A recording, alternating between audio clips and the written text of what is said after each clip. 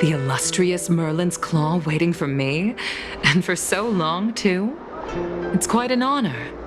It's been a while, General Fei Shao. It's been 30 years since we last saw each other. Right, Yukong? Yes. Back then, you were the vanguard of the Yao Qing's Verdant Knights, and I was a pilot of the Law Fu's Rainbow Orbit Fleet. Who would have thought that upon meeting again, you'd be a general, and I'd have given up flying? Really does feel like a lifetime ago. Well, I wouldn't say I haven't seen you in 30 years. After all, your great victories are announced through the Yellow Bell resonance system every day. So I'm well aware of your great feats. How's your health holding up? Still stable, I suppose. Do you still remember the medic who saved me in battle? That healer with the odd name and peculiar temperament. What was his name again? Was it Pichu? Or Kachio? Jiao Cho. He's been my retainer and personal healer, delegated by the Alchemy Commission from the Xianzhou Yao Qing. Over the years, he's dedicated himself to managing my condition. It's thanks to him that I'm still in good health today. Given my background, I'm happy to have made it this far. I'm relieved to know that you're safe and sound. Well then, since you and Elder Huayan are here, I imagine you must have received orders from the Marshal? As your friend, may I ask how the Alliance intends to punish the General of the Lawfu? The Arbor's rebirth has frightened the elders who lurk behind the scenes. They fear the resurgence of abominations, much like what happened 30 years ago. Although the report from the Lawfu explained all the details, we don't know if the Ruin Legion really invaded, or how exactly the Stellaron Hunters and the Astral Express became involved. This puzzle has many missing pieces. As you know, the fugitive Jing Liu, who mysteriously disappeared many years ago, has resurfaced. This time, she has brought along an Outworlder and a coffin, claiming to offer the Marshal a method to fight against the Eons. The Lawfu Preceptor has also leveled accusations against Jing Yuan for neglecting the Alliance's principles. She asserts that Jing Yuan enabled the exiled Imbibitor Lunae to re-enter the Lawfu, thereby unlocking the lunarescent depths within Scale Gorge Waterscape, which in turn disrupted the Vidyadhara's dutiful watch over the Ambrosial Arbor. It is for these reasons that I have come here to the Lawfu today. Well, duty calls. Perhaps I shouldn't have mentioned all of this to an uninvolved person, but since we once fought together, I didn't want to keep you in the dark. Perhaps pretending you didn't hear any of this would be for the best. I understand. I'm sorry. I was out of line. I know I shouldn't be defending General Jing Yuan right now, but, well, you know how I am. The Lawfu has enjoyed centuries of stability since the end of the sedition of Imbibitor Lunae, much of which can be attributed to General Jing Yuan's masterful strategizing. Unfortunately, for long-life species, enduring through the ages always culminates in a failure that undoes all previous achievements, a moment that our adversaries relish. That's true. And that's why I'm also here for another purpose. To visit Hule. Hule? You mean that Hule? The Borisin warhead? The same Hule who has been imprisoned in the Shackling prison for over 7 centuries? The nemesis of the Foxians who will never be forgiven and shall be imprisoned until the end of the cosmos. I can't quite remember the exact wording, but yes, the very same Hule. Usually, only emissaries from the Xianzhou Yao Qing Skyfaring Commission visit him once every century. Why do you have to visit him now, of all times? The Foxians and the Alliance made a pact to combat the abominations, aiming to achieve justice and free their kin. That werewolf monster is to be forever imprisoned in the dark recesses of the shackling prison, facing unending retribution. Given the situation on the Luofu, those on the Yaoqing are concerned about Hulei's imprisonment. I'm afraid that the routine visit every century is no longer sufficient to ease their concerns. That's why I was sent here, to reassure them. It's all bad news. Well, not everything. There might be a silver lining. Oh, by the way, I found some clues about the thing you asked for. Tell me more.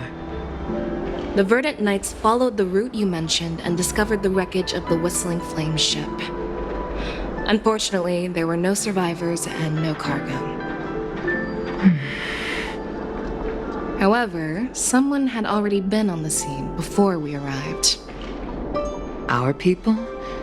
Or someone from the IPC? No, neither. Yukong, have you heard of a person named Ron May?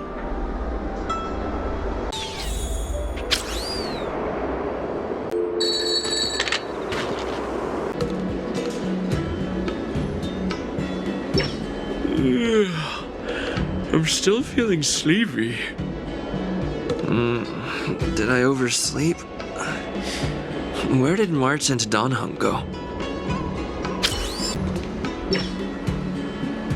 There you are!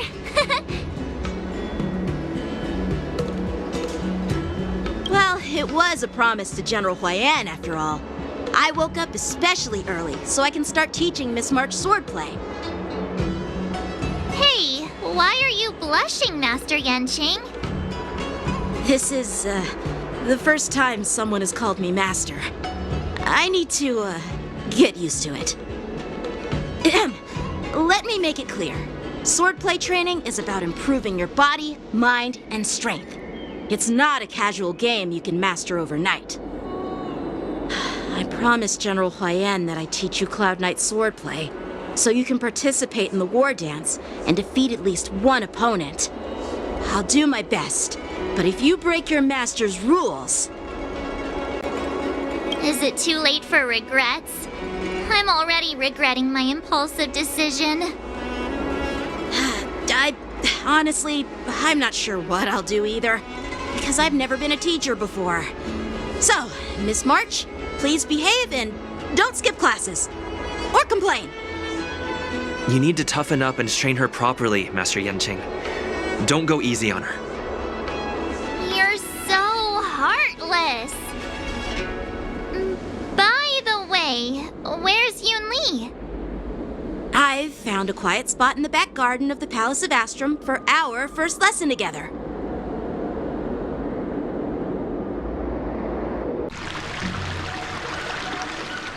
Seriously? It's the first day and you two are already late? Why is everyone on the Luofu so laid back? So disappointing. Master Yunli, you're already here. Sorry for keeping you waiting. Oh, wait. Were you trying to teach her in secret? That's sneaky. I'm just showing you what Luofu etiquette is all about. She might be my apprentice, but it's customary for the master to personally escort their apprentice to the place of learning. As the host, I'll be teaching Miss March the essence of Luofu swordplay, after which she'll emerge victorious in the war dance ring. You won't be complaining about Luofu swordplay then. Stand aside, rookie. Let me show you how we Zhu-Ming sword masters treat their apprentices. Quickly, over here, Miss March. This is a reverse mentorship gift from me to you. I hope you put it to good use. What's this? Xianzhou clothing? It's so beautiful! Sword practice requires precise movements.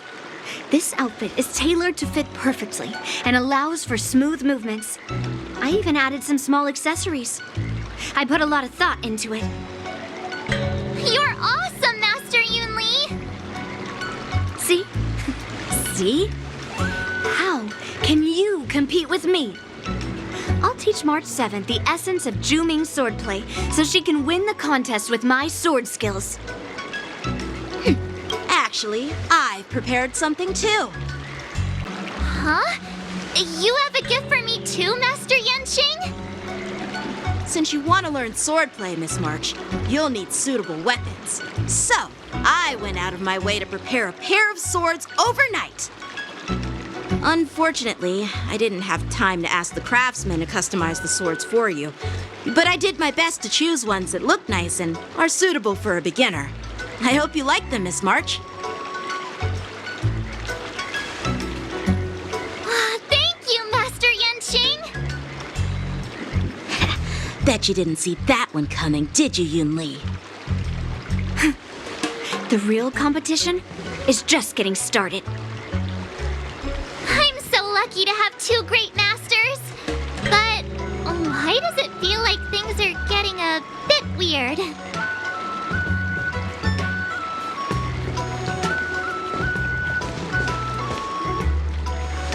So what do you think, masters? Does this outfit suit me? Perfect. I chose it carefully. It's perfect for beautiful young swordswomen like you and me. Ahem. All right, let's get started with the training. The person next to me is a Cloud Knight instructor I've brought in. For your first lesson, try exchanging a couple of moves with him. Wait. We're having actual combat training for the first lesson? Isn't that a bit too intense?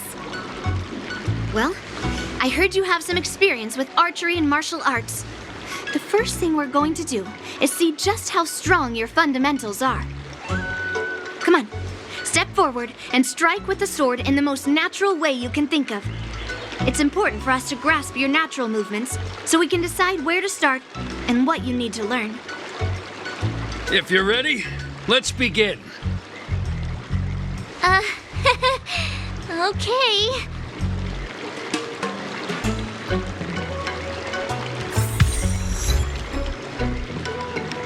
Are you ready? Yeah, I'm ready. But please go easy on me. Then I apologize in advance, Miss March.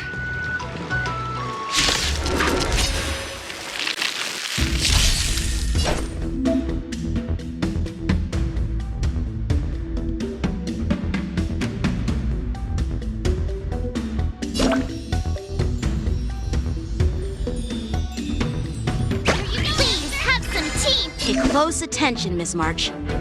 Lawfu swordplay is all about being swift and agile in your movements. Blade and flush! Yes, you! Ignore him. Strength is everything.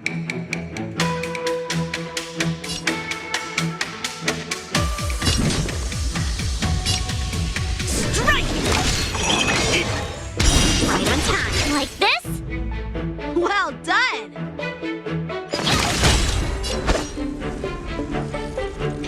Practice is over.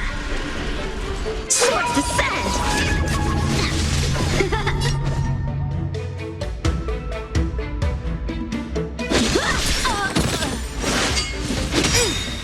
Yes, you! How many can you block? Melt! Strike with heart! What are you made of? Slap! Bring mountains! I'm starting to get the hang of it. Swordplay. Oh, I get it.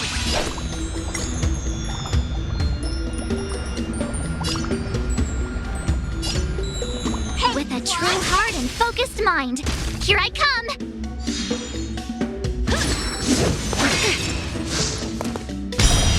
Right on time. Pulverizing sword strike.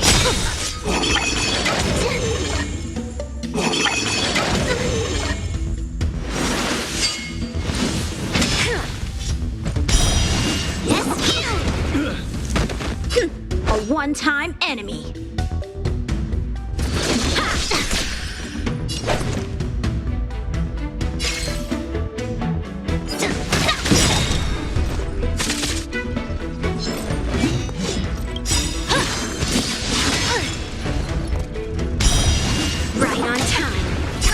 show you what I can really do. Azure Dragon, White Tiger, eating less carbs. Watch this! What are you mumbling about? Isn't this, sword technique? Shouldn't I be saying something cool?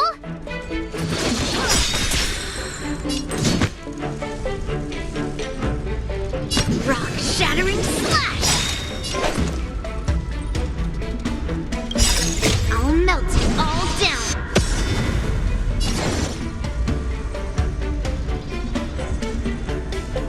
Master, have some tea. To Earth! It descends with might!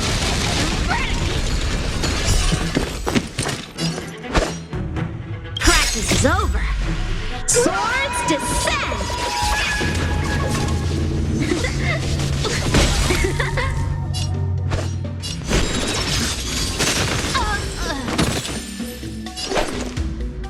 Better not underestimate me.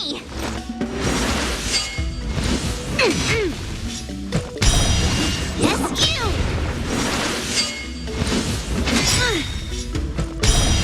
Right on time. Gonna show me what you're made of? Pulverizing sword strike! The clouds, it cleaves a path!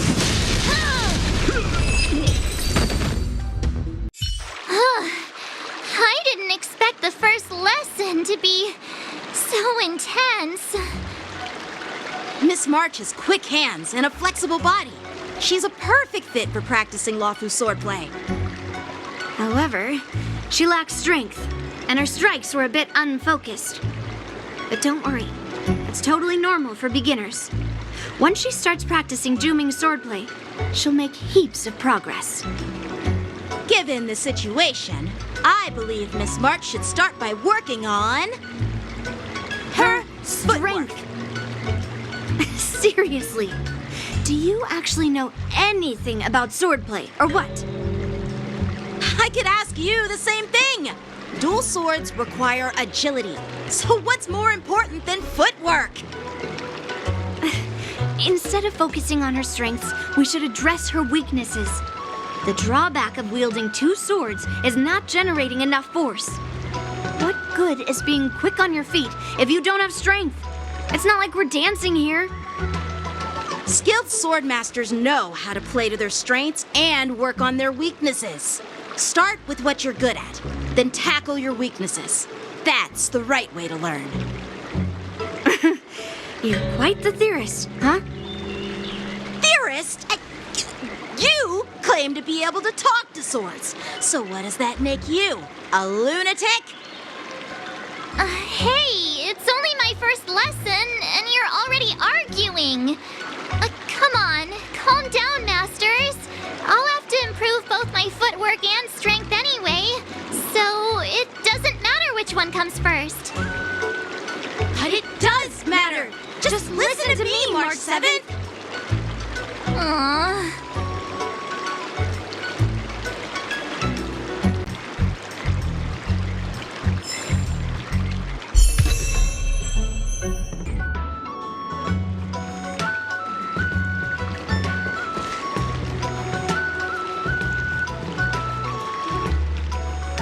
Dear Himeko, Mr. Yang, and Pom Pom, we're all good here on the Xianzhou Lawfu, so no need to worry. By the way, how's your trip going? As for me, I've somehow become the apprentice to two Cloud Knight sword masters, and I've been honing my sword skills with their guidance. One of them is Yanqing, the boy we've all met before. The other is Yun Li, the granddaughter of General Hua Yan from the Xianzhou Juming. Both masters are super strict, giving me a real taste of how hard sword training can be. I tried to drag him into this, but he refused. Then I tried to rope Dan Heng in, but Master Yanqing wouldn't have it. Still, I didn't let the difficulty get to me. In just a few weeks, my sword skills have improved a lot. Both my masters think I have unique talents in swordplay, literally fighting each other to teach me their skills. Thanks to their guidance, I've actually made some progress. When I get back to the Express, I'll definitely show off my skills and impress you all. Looking forward to your reply. Yours, March 7th.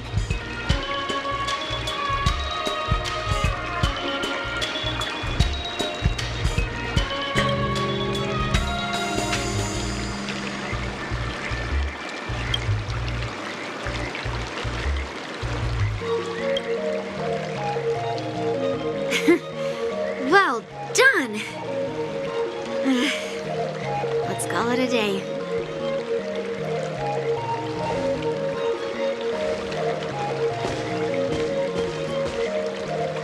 Miss March's sword skills are really coming along. She'll hold her own just fine in the war dance. Perhaps I might have a shot at beating both masters in the ring?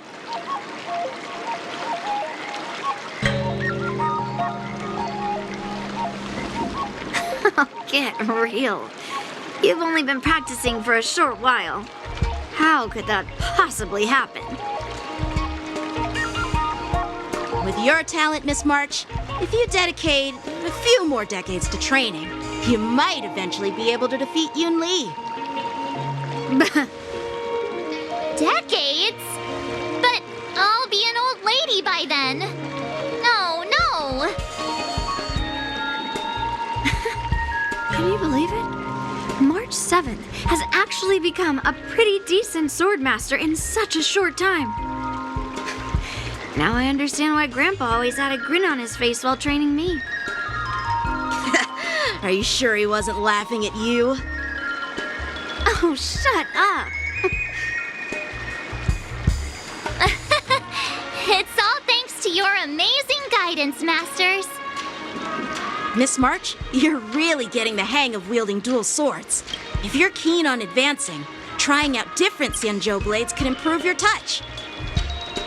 Let me see. Which sword is the most powerful? Single sword? Great sword? Or maybe a flying sword? There's no such thing as the most powerful sword. It's all about the skill of the swordmaster. Yanqing wields several flying swords, while I only wield one. But remember how I kicked his butt at the Alchemy Commission? First, you didn't kick my butt. Second, you'll never kick my butt. Third, how about we settle this right now and see who kicks whose butt? Yeah, I'm up for that. And if I kick your butt, you'll drop out of the war dance. Deal?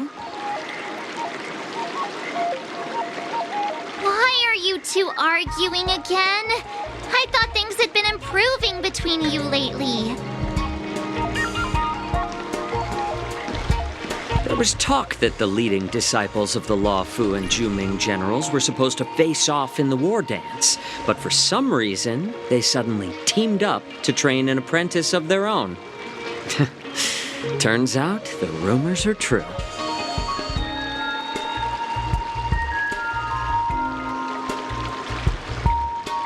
Tomorrow is the big day of the war dance. Shouldn't you two be focusing on honing your skills instead of teaching swordplay here? You're... Oh, that's right. You're the pink-haired box from the Yaoqing. What are you laughing at? You've got pink hair too. I'm Jiaoqiu, the healer working for the general of the Xianzhou Yaoqing. Ah, got it. So you're the participant attending the war dance on behalf of the Yaoqing, and you were trying to sneak a peek at our training? Sorry for the misunderstanding. I don't know anything about martial arts. I'm just here on the general's orders to take care of some official business.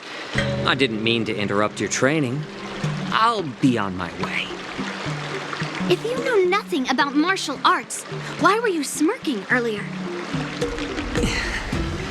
Well, my curiosity got the better of me, I suppose. When I heard Miss March's pondering about what to learn, I couldn't help but wander over.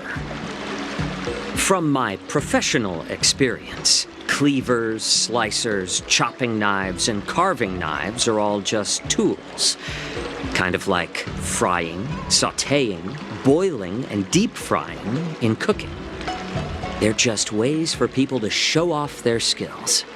How you use them really depends on the ingredients you're working with. It's like your sword teaching methods. If you align your ingredient, in other words, your apprentice's natural tendencies, with the right cooking method, by which I mean the teaching method that best suits her, she'll make double the progress in half the time. For example, golden eggplant tastes best when fried, cloud peppers when stir-fried, and yellow boulder beef when simmered. It's all about discovering the nature of the ingredients. Apprentice. All this talk about food is making me hungry. Are you a healer? Why are you talking about food? Well, it's just a metaphor. The medicinal school I follow on the Xianzhou Yaoqing is called the Rancha School, that specializes in food therapy. So it's only natural that I know a thing or two about cooking. So, you're the General's cook? I'm a healer. But anyway, a cook who isn't interested in health doesn't make for a good advisor. Fine. Call me a cook if you want. Seeing the way you're looking at me, it's obvious you think I'm just some feeble academic who likes to blabber on about martial arts. But, in reality, I know a thing or two about killing. After all, the art of healing inherently encompasses both life and death. Why is this guy suddenly getting all serious with kids? Do you recognize this bottle of medicine in my hand? No. This is called tumble dust, an extract from an exotic flower named Yabra. Is it poison? Well, it depends on how it's used. With just one drop, it's able to numb a patient's body during surgery, making them painless throughout the entire process. However, increase the dose or the potency, and it'll slow the metabolism, making the blood thin and resulting in the loss of all senses. Even long-life species cannot escape its effects. This thing can save lives or take them. It's more powerful than the swords in your hands. That may be so, but still, I prefer settling things with a sword than, you know. Looks like I did get you all wrong. You're not a feeble scholar, but a sinister and despicable one. Hey, why the insults all of a sudden? I'm just sharing some medical knowledge here, not persuading you to poison anyone. Seems like you get real excited when talking about poison. I can't tell if that's an honorable thing or sinister. Picture this. 2 individuals. The one standing is full of malice. The other lying down is honorable and righteous. How can the one who's lying down label the one standing as sinister? In the throes of combat, where life and death hinge on a singular moment, every idea fades into nothingness. The only thing that matters is staying alive. Surviving the battlefield reshapes all notions of worth, be it integrity or treachery. In my eyes, their significance is negligible. Perhaps you've underestimated Yunli and me, Mr. Jiaoqiu. We may be young, but we've seen our fair share of war. Well, then you should know that the war dance is nothing more than a contest. So why are you so focused on it? When I was appointed as the ringmaster for the war dance, I asked the general, we Cloud Knights are supposed to charge into the fray and slay enemies.